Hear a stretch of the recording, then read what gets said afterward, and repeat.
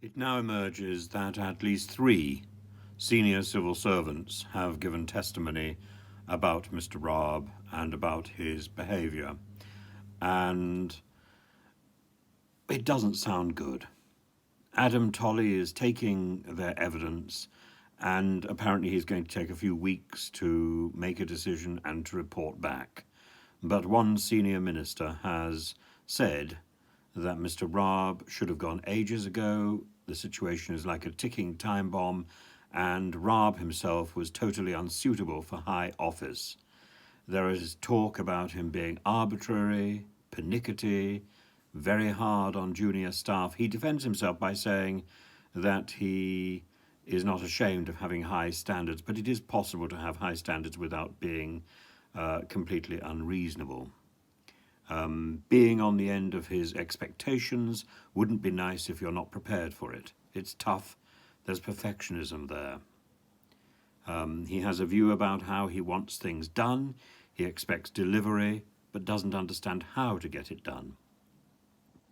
Well, there are ways, and presumably Mr. Raab needs to sit down and work out how best to manage the situation. That's a conversation that he hasn't had with others or with himself, it seems.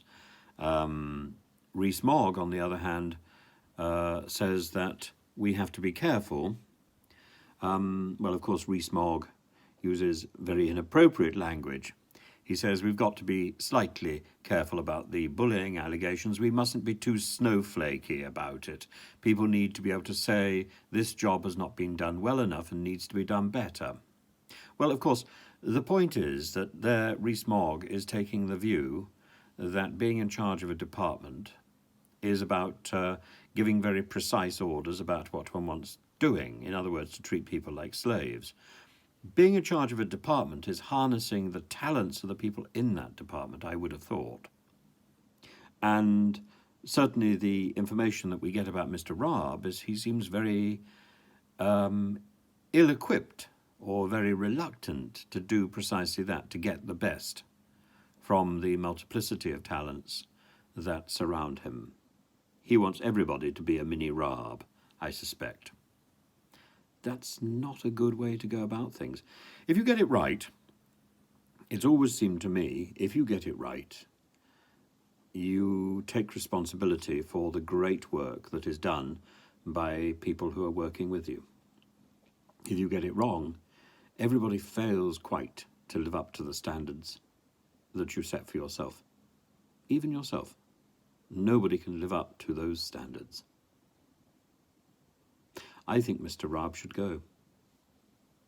I echo the idea of a ticking time bomb, and frankly, he should have gone long ago.